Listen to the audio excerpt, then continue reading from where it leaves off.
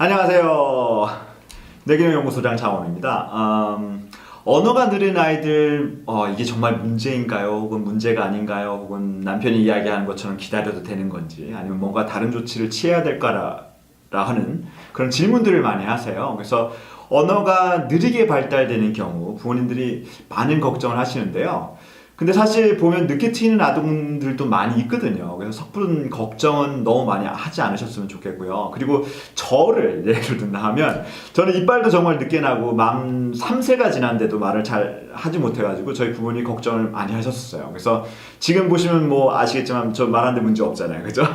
물론 예전에 제가 자라나던 환경과 지금 환경은 무척 다르기는 해요. 그래서 예전에는 쉽게 극복되었던 문제들도 지금 아이들한테는 쉽게 극복되지 않는 환경이라는 것을 부모님들이 이해하시는 게 필요합니다. 특히 아버님들이요. 그래서 야, 나 때는 다 그랬어. 나 지금 문제 없잖아. 예전에 그랬다 할지라도. 그래서 그렇게 얘기하긴 하는데, 예전에는 아이들이 뭐 나무에도 올라가고 뭐 또래 아이들과 어울려 다니면서 하루 종일 밖에서 놀던 환경이 더 이상 아니에요. 그래서 요즘 아이들은 어른처럼 앉아서 책 보고 스마트폰 하루 종일 하고 뭐 영상에 대한 것들도 많이 노출되고, 그리고 키즈 카페나 놀이터 가도 굉장히 제한돼 있죠. 놀 수 있는 시간들이.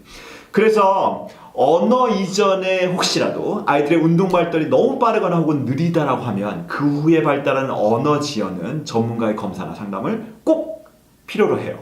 특히 초기 운동 발달이 정상적이지 않은 경우에 뭐 만 2세까지 기다려보거나 혹은 좀 더 기다려보자라고 하는 것이 대부분 전문가들의 의견이긴 한데요. 최근 논문에서 보면 초기 운동 발달이 예를 들어 기기를 8개월에 하고 걷기를 최소한 만 12개월에 해야 되는데, 그 걷기가 1개월이나 혹은 2개월만 지연되어도 이러한 운동 발달 지연이 추후 두뇌 발달의 여러 기능에 문제를 일으키는 것을 확인했습니다. 그렇다면 굉장히 중요한 문제겠죠. 그래서 초기 운동 발달이 정상적으로 이루어지고 있는지 확인하는 것이 언어 지연에 앞서 가장 중요한 문제이고, 이런 경우에는 반드시 부모가 적극적인 개입을 해야 됩니다. 뭐 그런 케이스라고 한다면, 그러면 초기 운동 발달도 정상적이고, 그리고 이제 그 후에 언어 지연이 있는 경우에는 저희가 확인할 수 있는 방법이 있을까요? 확인할 수 있는 방법이 있어요. 그래서 아이가 언어는 잘 못하는데 본인이 원하는 바를 정확히 지시하고, 뭐 예를 들어서 부모한테 냉장고 좀 열어줘서 끌고 가고 한다고 하면, 그럴 때 언어 지연은 좀 기다려볼 필요가 있어요. 인간의 뇌가 가지고 있는 고유 능력 중 하나인 실행 능력이 있어요. 그래서 실행 능력이 언어로 표현만 안 될 뿐이지 본인의 의사를 표현하는 거는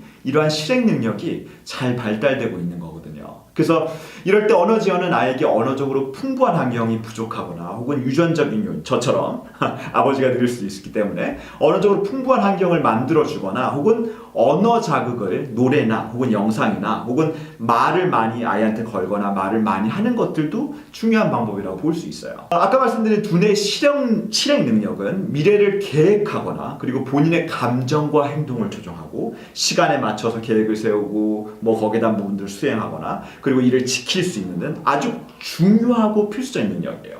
근데 이런 능력이 심각하게 부족한 아이들은 ADHD로 발달되기도 하죠. 그래서 언어는 실행 능력이 표현되는 여러 가지 방법 중 두뇌의 운동 발달 과정에서 아주 중요한 과정 중 하나입니다. 그래서 단순히 언어가 의사 표현이라고 생각하지만, 문제 해결 능력이나 삶에서 필요한 여러 가지 두뇌 기능이 잘 발달되는지 확인해 볼 수 있는 중요한 과정인 거죠. 네, 지금까지 뇌기능연구소장 장원웅이었습니다. 그러면 여러분들 건강하시고요. 다음 기회에 다시 뵙도록 할게요.